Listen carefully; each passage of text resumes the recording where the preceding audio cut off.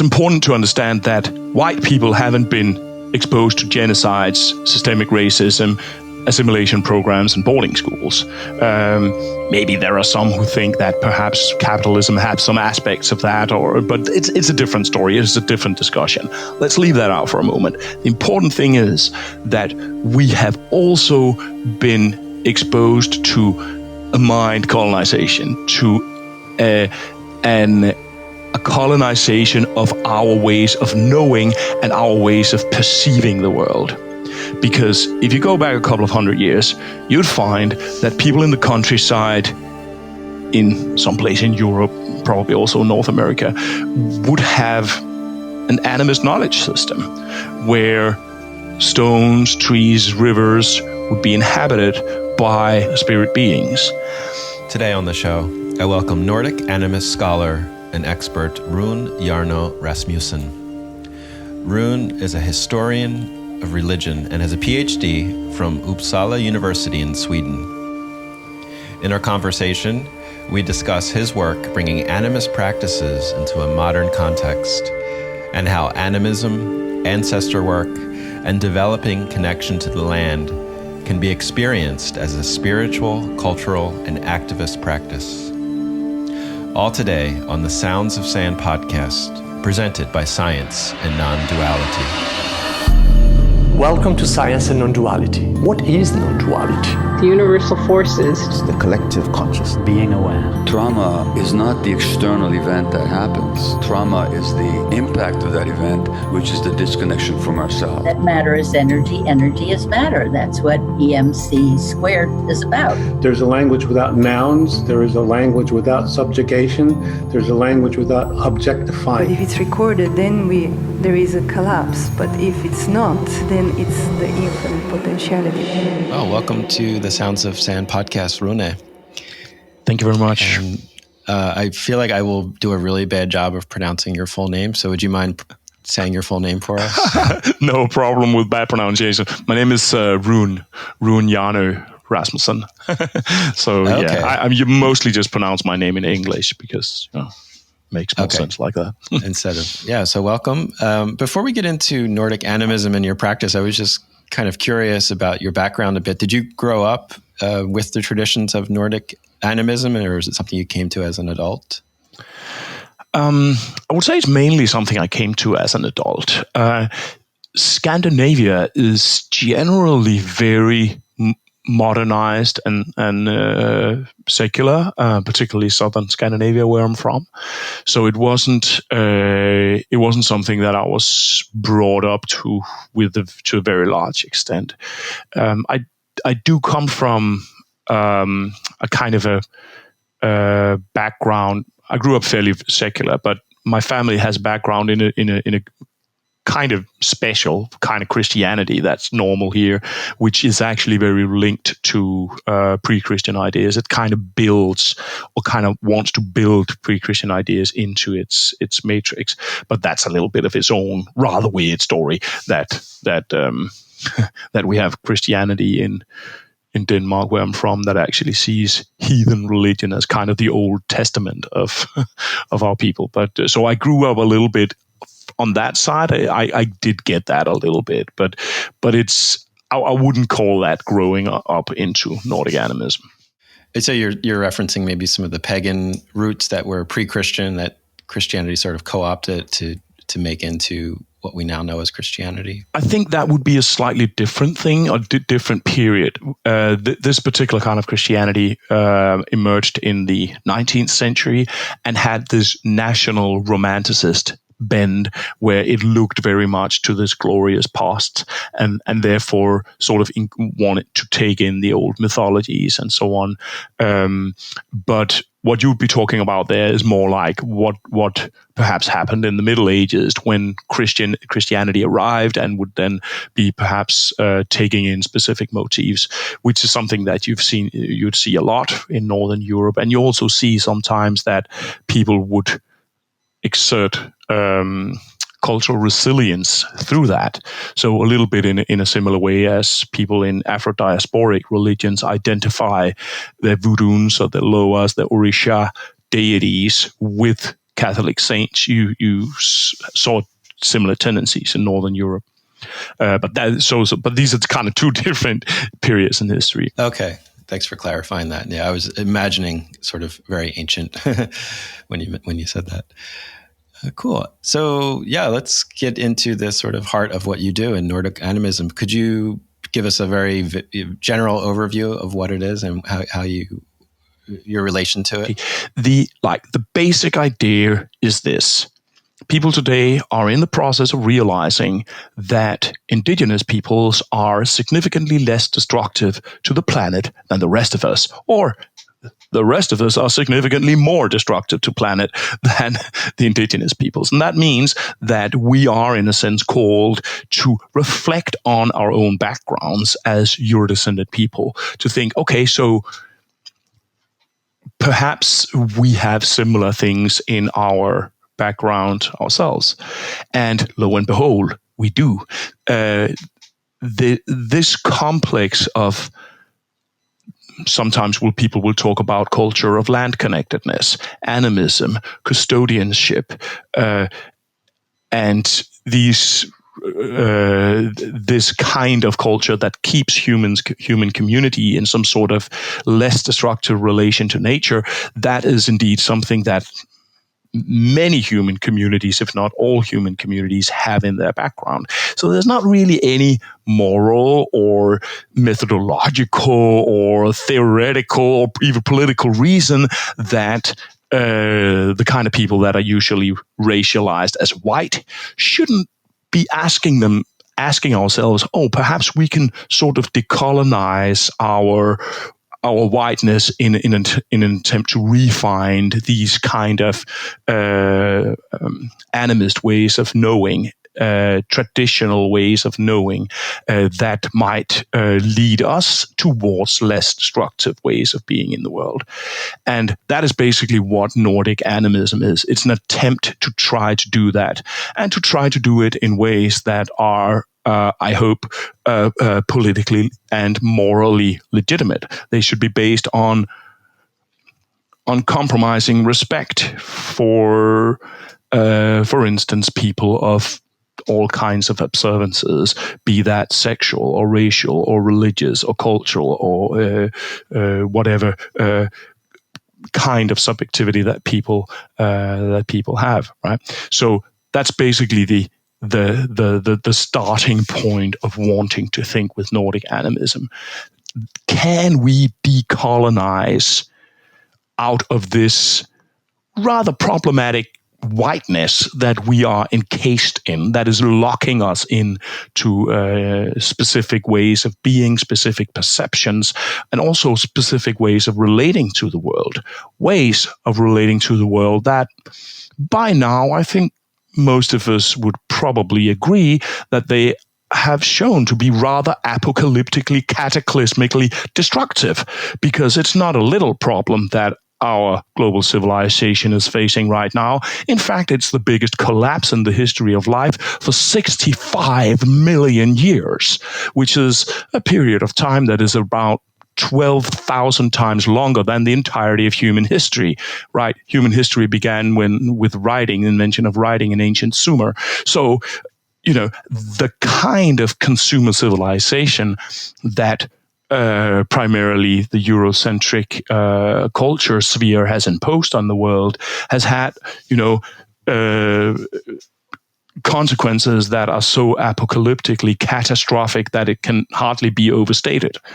And so that's sort of the baseline for saying, okay, so can we think ourselves in different ways? And you could say this is also, in fact, a way of trying to respond to, I would say, dialogues that are playing out on a macro level in the world today, where a lot of, for instance, indigenous voices are actually asking white people to reflect on their culture in indigenous ways. And that does imply some rather serious problems going down that road, but I'm sort of trying to tackle some of those problems. Nice. That's beautiful, because that gives us a bit of the what, but also the why of why is this work so important these days. And just for the context of this conversation and the way that we're using the term, so when we say decolonization, how does that manifest itself in Nordic animism? Yeah, that's a really good and important question, because when we're talking about decolonization in the context of white people, it's important to sort of just define how we, for instance, are not colonized. So yeah, it's important to understand that white people haven't been exposed to genocides, systemic racism, assimilation programs, and boarding schools. Maybe there are some who think that perhaps capitalism had some aspects of that, but it's a different story. It's a different discussion. Let's leave that out for a moment. The important thing is that we have also been exposed to a mind colonization, to a colonization of our ways of knowing and our ways of perceiving the world. Because if you go back a couple of hundred years, you'd find that people in the countryside, in some place in Europe, probably also North America, would have an animist knowledge system where stones, trees, rivers would be inhabited by spirit beings. However, that was then culturally subjected to a rather harsh judgment that was not okay. That was not the right way of being a modern white person. So that way of knowing, these ways of knowing, has been very steeply rejected and pushed out of our self-image and our knowledge system. And that is a colonizing process. And it has played out with the same tools, the same judgmental stereotypes and so on, which was applied on other peoples in other parts of the world. So if peasants somewhere in Europe were engaging spirit beings in stones and mounds and rivers, then scholars, for instance, representing elites, would say they are as primitive as African fetishists. Even an almost explicit racial judgment on actual Euro-descendants that are not really complying with how you're supposed to be if you're supposed to be a proper white person. See what I'm saying? Right. Does it make sense? Yeah. Yeah, because I think, the word animism is sort of coming into vogue now, like in sort of spiritual and social justice circles. But correct me if I'm wrong, the word animism was quite pejorative in the past, right? Like it was it was part of an evolutionist. It came about as part of an evolutionist understanding of human culture. And that was an understanding in which human culture moved from animism and upwards. So where animism was sort of the ground zero of being human. And it was seen as something infantile and backwards. So that would then advance towards being more and more advanced until being modern European, which was then sort of the pinnacle of humanity, right? So yes, that is in terms of research history, that is where animism started. But during the late part of the 20th century, this word has then been taken back by researchers with much more sympathetic views on animism, particularly a British scholar named Graham Harvey, but also a very important North American anthropologist named Irving Hallowell. Well, I'm actually not sure he was working specifically with animism, but he was part of creating these new understandings of animism that have become popular today. So yeah, the animism started as a very problematic term, but one that has been retained. But I would also say that, when we talk about cultural history and terms that define something in culture, I think it's probably almost difficult to find terms that are not problematic. I think the term religion is problematic. The term magic, also problematic. And but yeah, definitely. Yeah. Yeah, and so when you frame it as Nordic animism, I'm just kind of curious too, is there a universality to animism across the globe, or is there something specific in Nordic animism? Well, I think there is the universality to animism that it's always very local and very culture specific. So, like, wherever you have humans, you will have, or often you will have animist practices. And these animist practices are, they inscribe these humans in relation with the ecosystem in which they exist. So, and that of course means that you are relating to different ecosystems, and you're also relating in different ways. If you are in the northeastern part of North America, wild rice is a really important plant that gives people life. So there will be stories about how wild rice is a sacred plant, and people will be relating with their landscapes by tobacco, which is a way of sharing tobacco, is a way of building relation. If you're in Northern Europe, rye is a really important plant that give people life, and you'll have rituals that ceremonialize the rye as a deity, a life-bringing, life-giving guest that people are receiving when the rye harvest is brought in, and singing, and they will be forming it into a deity that they will be celebrating. And people will have, like in North America, they'll have a means of sharing, which is not tobacco, but beer. So beer in Northern Europe plays an almost identical role sometimes as tobacco has played in or plays in North America. So you see that there are different forms, but sometimes these forms can be very similar. Sometimes they can also be very different. But these are just examples of very similar kinds of animism.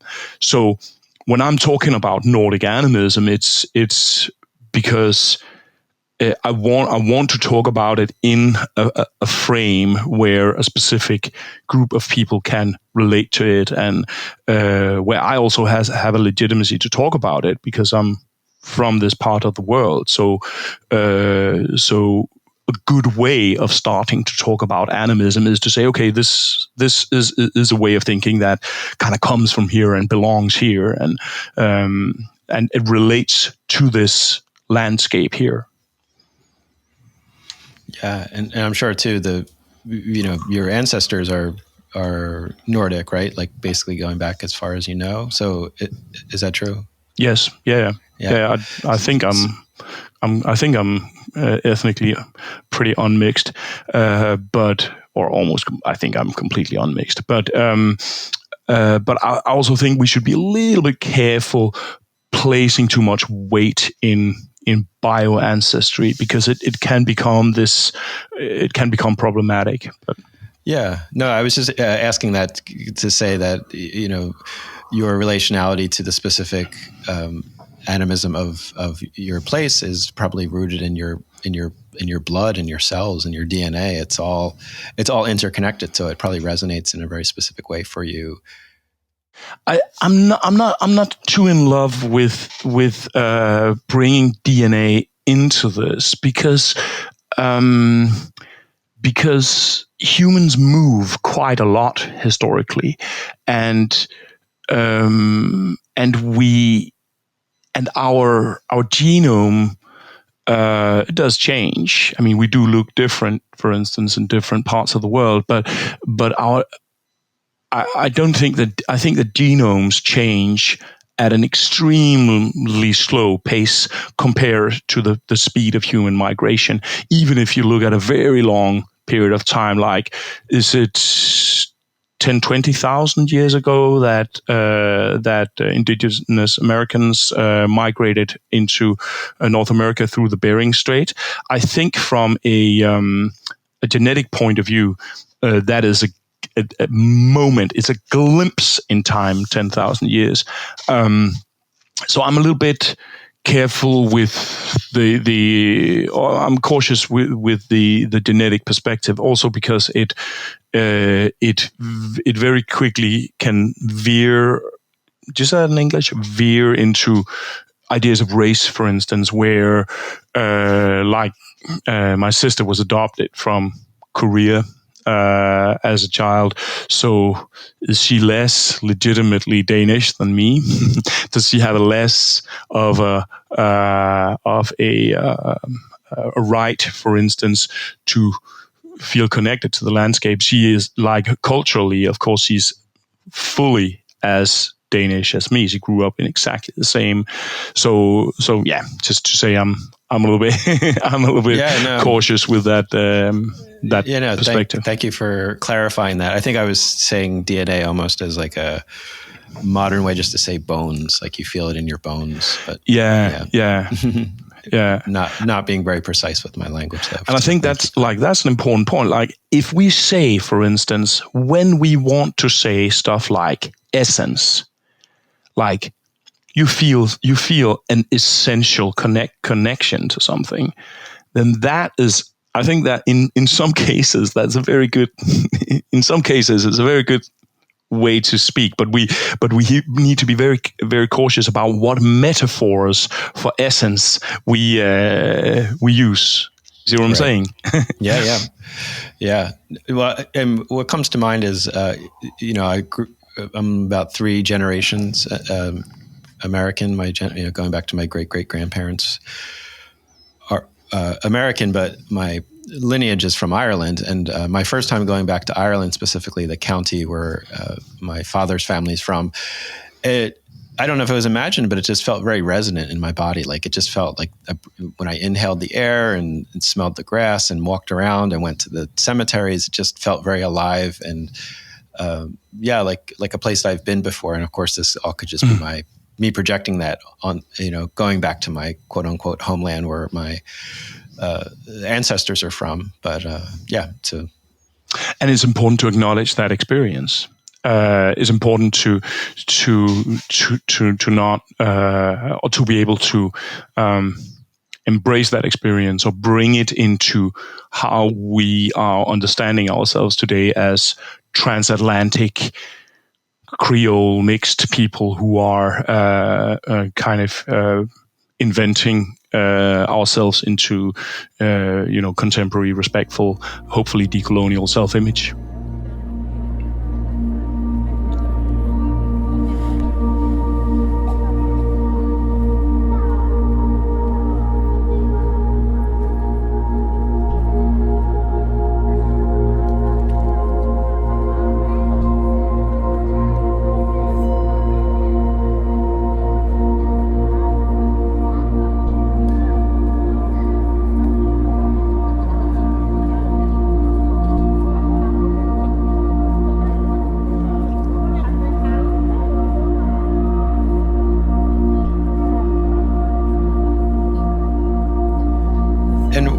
In terms of your practice in Nordic animism, do you see it as a spiritual practice or a cultural practice, or where are the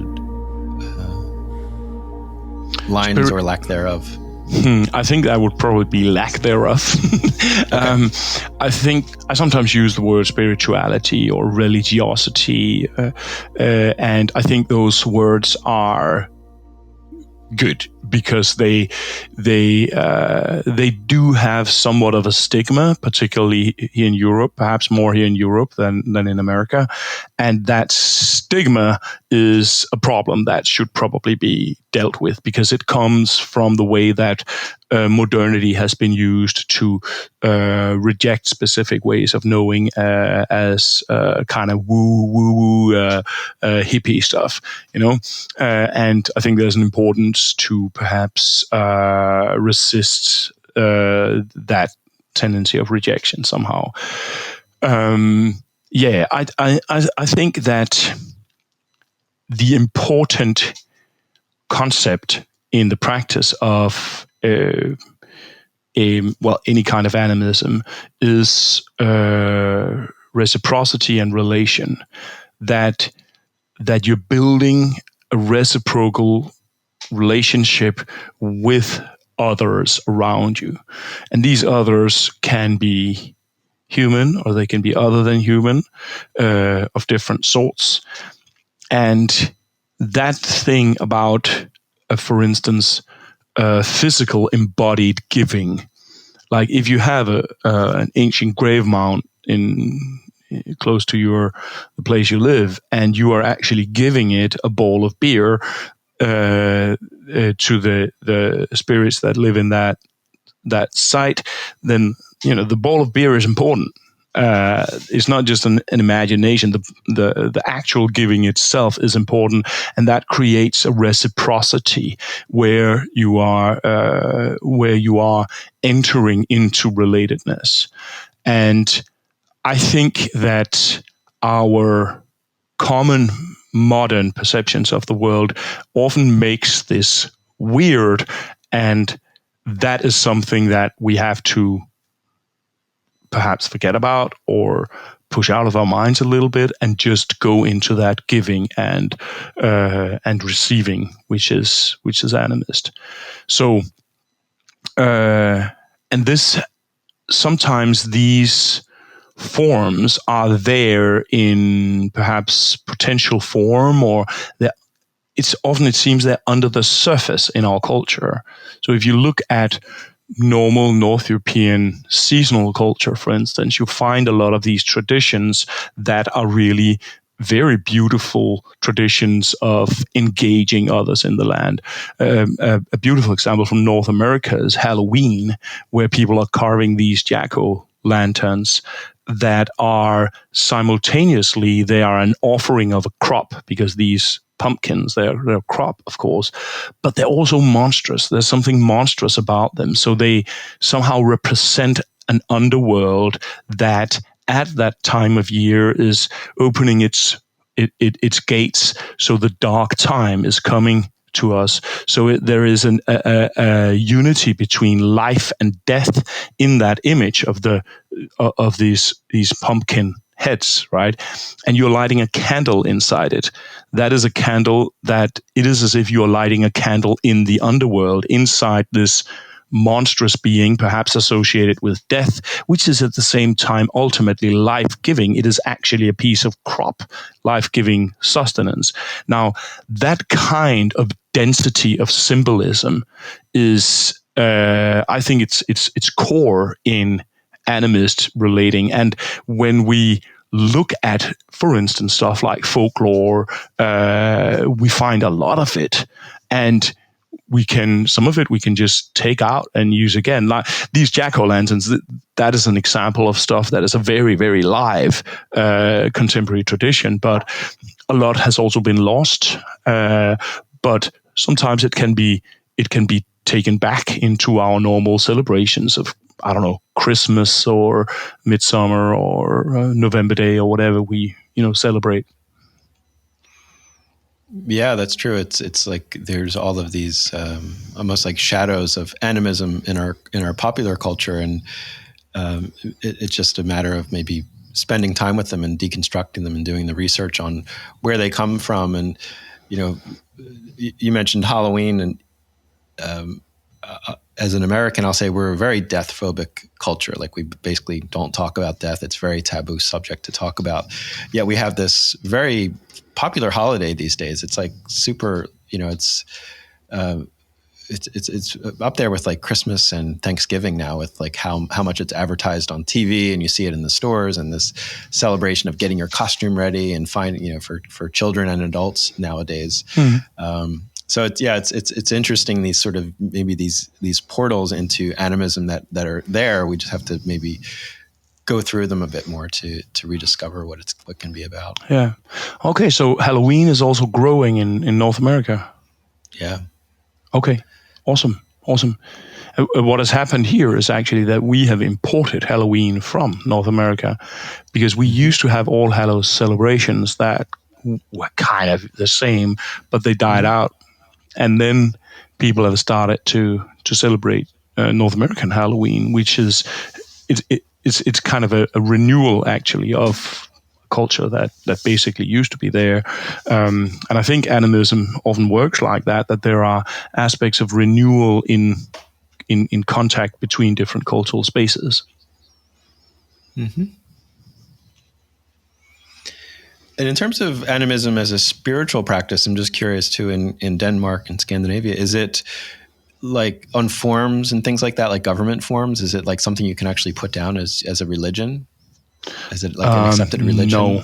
No. I think in Norway, some people have started an animist kind of officially acknowledged religion. But that doesn't exist in Denmark. What there is there's neo-paganism or asatru, which is somewhat of a different yet related thing, because this is a thing that focuses very much on the pre-Christian, the specifically pre-Christian part of our animist tradition, you could say, which is also extremely rich and beautiful and fascinating in all kinds of ways. So it's very understandable. But I'm not sure that all of these asatru heathen new pagans that they necessarily understand themselves as animists. So it's kind of its own kind of category. And what are some of the sort of day-to-day things that one as an animist does? Like, are there rituals or readings or prayers? It's a very basic, maybe ignorant question, but I'm just kind of curious. Like, how does the animism come through in a day-to-day sense? Well, I think today we are very much in recovery, which means that there isn't a lot. Like, it's not like if you become a Buddhist or a Hare Krishna practicing Hindu, that then there is a set complex of rituals that you can then sort of start performing, and then you are basically in the flow of performing that kind of spirituality or internalizing that kind of spirituality. That isn't available in the same way because many of these practices have been ejected, basically rejected from our culture. So a lot of it is gone. What I'm trying to do is sort of trying to bring back some of these practices and stuff like I mentioned the beer before. The idea that beer is a basic vessel of connectivity in a similar way as tobacco is for specific indigenous Americans. That is something that can be applied in contemporary life.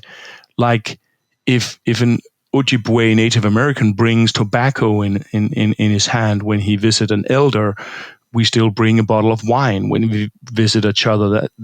That's today's high status alcohol, right? But if we start bringing beer and bringing it with this consciousness that exchange is a fundamental connectivity that we are working with, which is fundamentally is flowing out of the spirit of the earth, basically, because it is made out of the produce of the earth, and the spirits in that alcohol comes from these incredibly sacred, actually, processes of distilling and kind of invoking out actually the spirit of the earth. Now, this is something that you can work with today, right? It's something that you can bring into practice. It is about understanding it and bringing it out. I would say the same with some of the holiday traditions that I have been talking about. I actually wrote a book about that, and basically to use the wheel of the seasons as basically as a path back into some of these practices. Another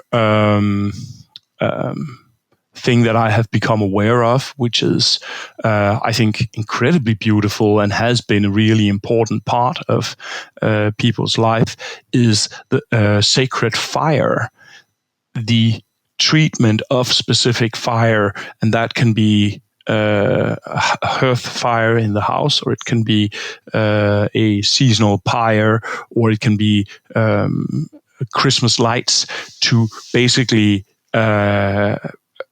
take the sacrality of fire back, because there's been a lot of sacred fire among Europeans.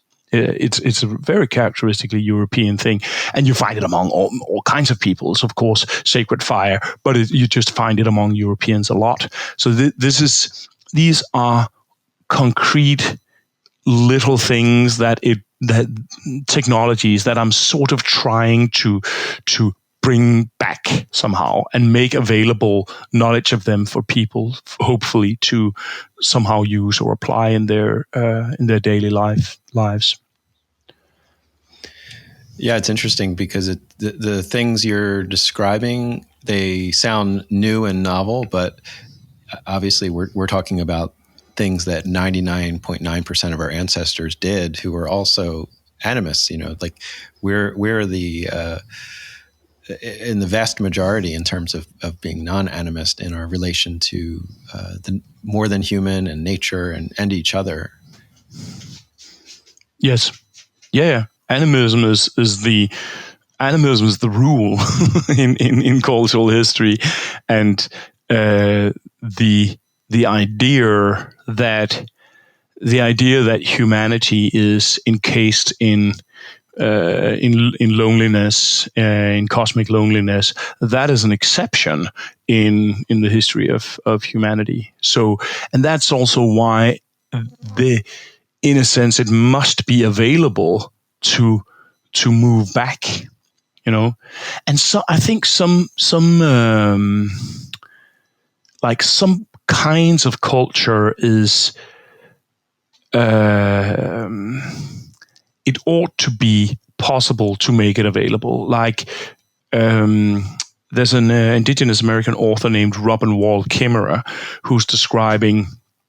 She's very much into plants, and she describes the relationship to plants and the close relation and the gratitude, this culture of gratitude and reciprocity when receiving life from plants, right? Yeah. And it's braiding sweetgrass is her well-known book about braiding, that. Yeah. Braiding sweetgrass, exactly, and it is beautiful. But as I mentioned before, if we think with Robin Kimmerer's perspective and look at a European culture, we find, for instance, stuff like this celebration for the rye, that plant which is giving life to people. We find practices of what Robin Kimmerer calls the honorable harvest, that you are not taking everything, you're leaving something out there in the fields. We find stuff like very close relationship with plants in the landscape. I read about an important plant relation in southern Scandinavia, the elder tree, recently, which is a plant that has been used for myriads of purposes in people's lives. I think I counted more than 100 different medicinal purposes that were described in the text that I had. I think around 30 different culinary uses from this single plant. Now that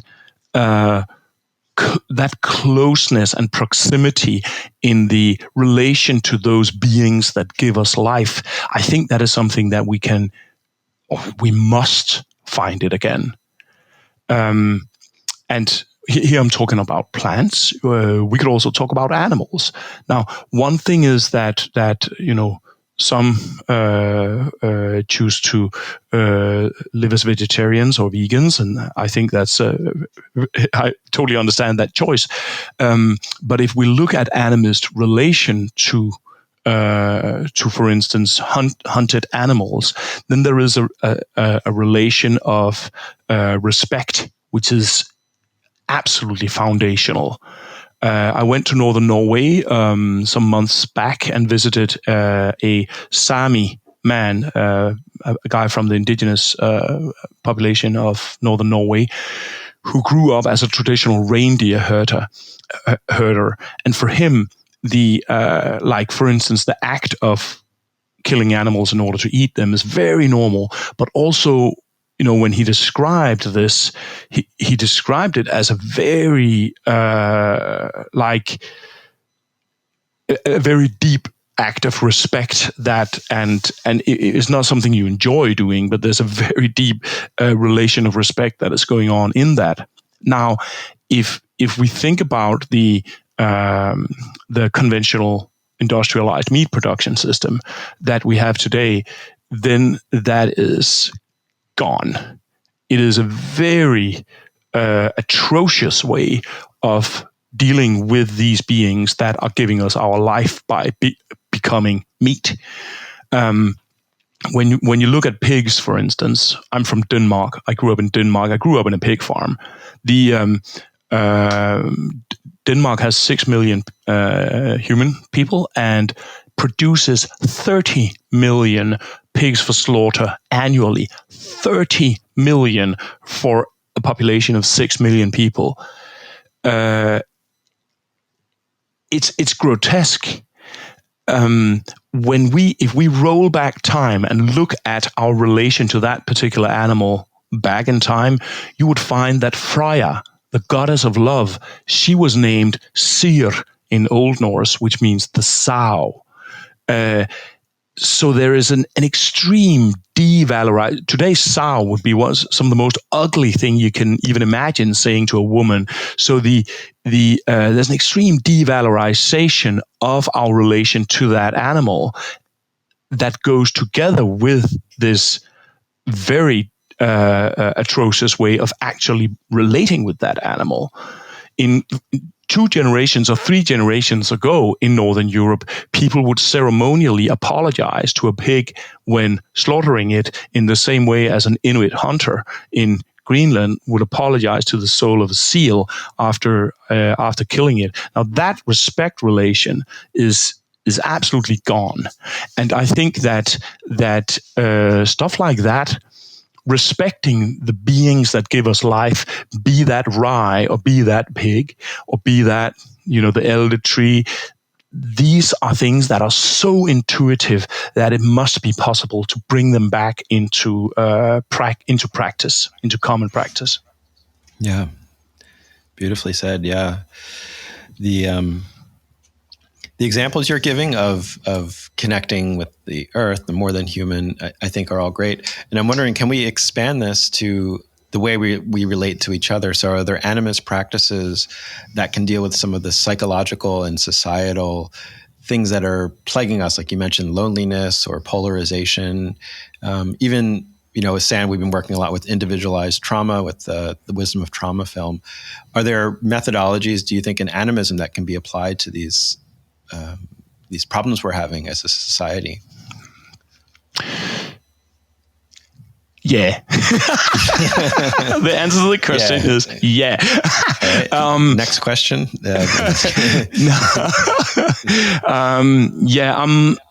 I'm kind of inspired by this Australian thinker, Tyson Yunkaporta, Aboriginal Australian thinker, who he's presented at Sand a few times. He probably has. He is suggesting that we think about culture in terms of the laws of is it called inertia in English or entropy? Inertia is like the forward momentum of a thing. Entropy is like the breakdown over time of exactly. systems. And he's talking about the 2 different laws, where the basic law is connectivity and transformation, which is the one that many indigenous peoples operate their reality by, and the second law, the entropic way of functioning is that if you take a system and you close it and you have energy in there, then that energy will atrophiate. It will kind of dilute. And the thing is that throughout history, there's been a tendency towards more and more entropic ways of building our culture, right? Now, today, for instance, we have nationalisms. They are very entropic. Being Danish is being part of this uniform mass, which is inside a container called Denmark, and that is different from being German. And there isn't kind of a mixing space in between. These are two different jars, and I think that many of the ways that we perceive ourselves and that we perceive our world they flow out from this idea of entropy. Modernity, the modern world, and the way of perceiving reality in the modern world is monumentally entropic. It is very focused on non-relation. Right? That is nowhere more so true than our subjectivities. We are kind of living inside these little shells where I am inside this shell of me, and then there's this whole alien world outside me, right? That is the modern way of building a subject. It's entropic because there's this clear distinction that it's a non-relation. Now, I think we see that manifesting in problems in our time. We see tendencies towards nationalisms, for instance, that are growing. We also see the identitarian left wing kind of leaning into nationalist perceptions of reality, and that produces problems.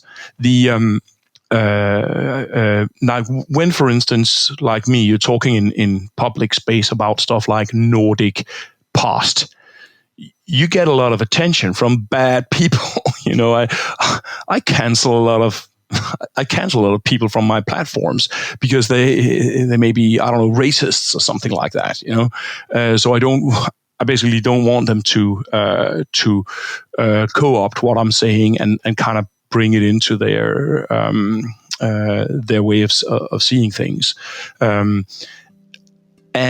that is a result, I think, of entropic thinking.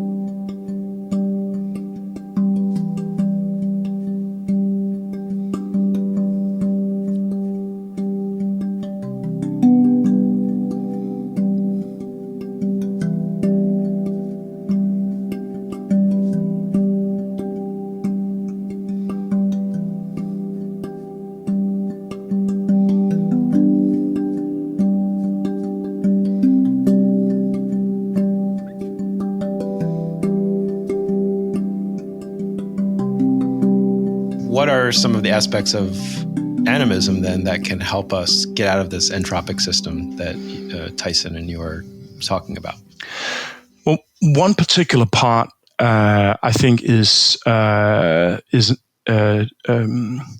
modes of self-image that build on relation to others around us, rather than the the nationalist idea of an entropic container. So if instead of postulating a contained sameness, we understand ourselves as related to something other, then we're moving towards an animist way of building self-image. So if you have animist groups somewhere, you often have these relations to, you have totemic groups. A totemic group is basically a family group that includes some humans and something else in the world, right? So you have a group of humans and ravens, and that's a raven clan that includes both humans and raven members. So that is one non-entropic, I think, way of trying to build self-image in our time. Another aspect which might be relevant to your podcast here is the aspect of trauma, and perhaps I should just start by disclaiming that I'm speaking here as a person who's not a psychiatrist or a psychologist, and as a person who's very non-traumatized.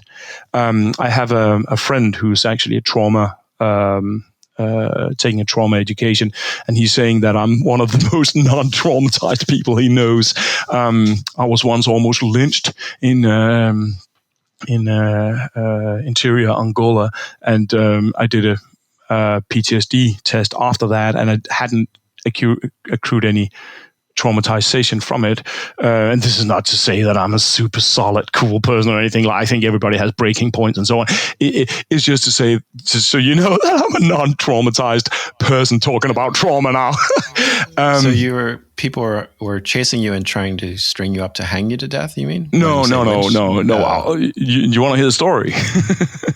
Yeah, sure. Before we get into trauma. Wow, it's just I was working for a humanitarian. I was working for a humanitarian agency, and a horrible accident had happened where a lot of people had died that were employed by our organization, and in that part of the world, people want to bury their dead immediately, and that wasn't possible because of some administrative stuff that was going on, and that meant that a crowd of people like almost attacked basically our headquarters. Okay. So we had to hide. Okay. So anyway, so that was just that story. Yeah, my point here is just that the specific language about trauma that I often hear, I feel that it has the potential of enforcing the entropic understanding of self, so that in the modern understanding of subjectivity, we already have the bounded subjectivity, right? But today it is as if the bounded subjectivity is becoming even more bounded, as if the borders, the bounds are becoming almost brittle or hard. So people have very strong reactions to each other and to seeing other, to perceiving other. And that is, in a sense, very non-animist. If you look at animist culture, often there will be initiation rituals. And these rituals, they serve to do the opposite to your subjectivity, to make your subjectivity porous, to make your subjectivity kind of softer and more relational, less hard, less brittle, less overreactive, because that is how you get in the direction of an animist perception.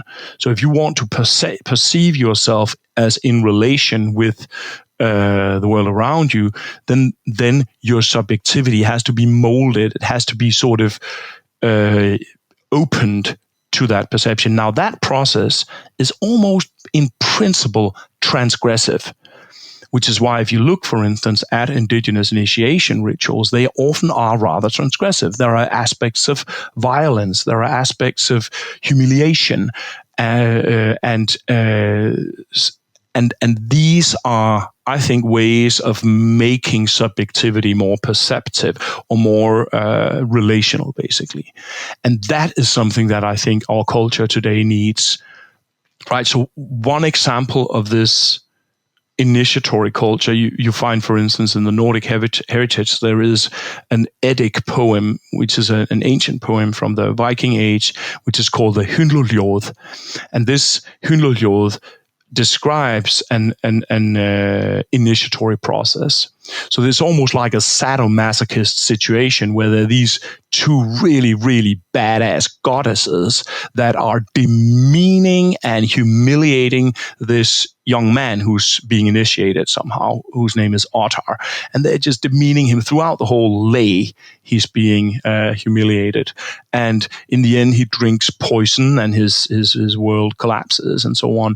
And that breakdown of his subjectivity then inscribes him in relationship with the other than human world. So the end of the poem inscribes him and kind of recounts all the part of the world which is now his family, which is now his kin. And this kind of culture, I think, has been lost to us.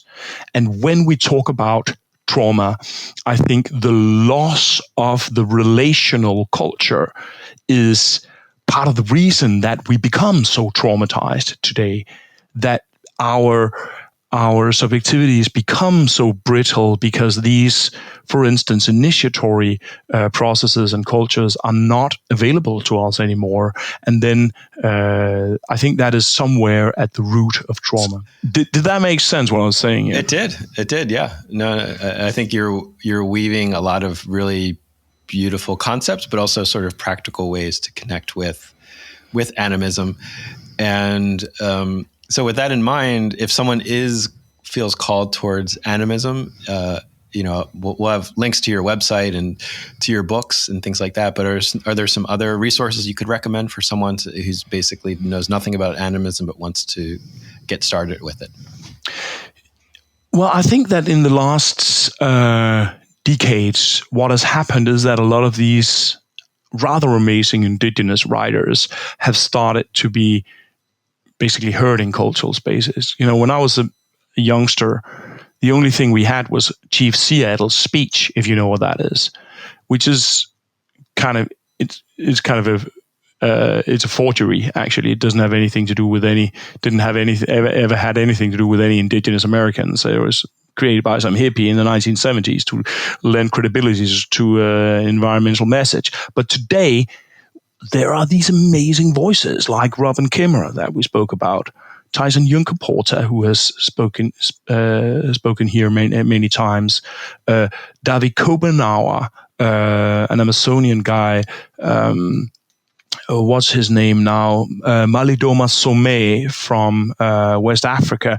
There's so many of these indigenous voices that are being heard and are available. You can get access to this stuff fairly easily, and I think that reading that stuff and trying to apply it on, for instance, our own cultural background is an incredibly enriching path towards realizing our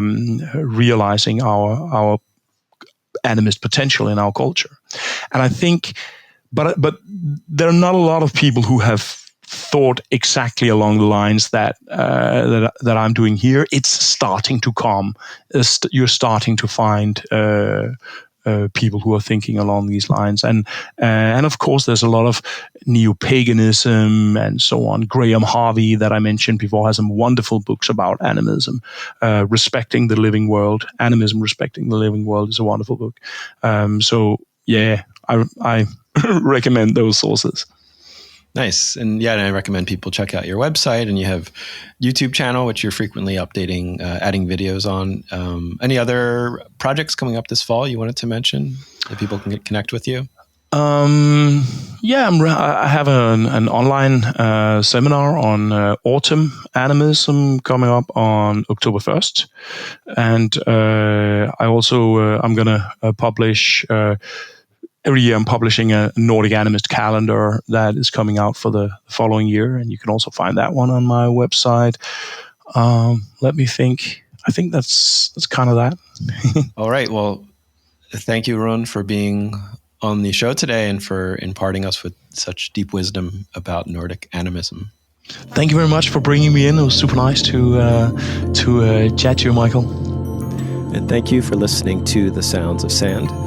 We invite you to explore more of our talks, dialogues, videos, articles, events, and offerings through our website, scienceandnonduality.com. If you've enjoyed this conversation, please consider becoming a member to access our massive library of SAND content, available exclusively to SAND members. And we would love it if you could leave us a review on Apple Podcasts, Google, and Spotify. And share this episode with your family, friends, and all sentient beings.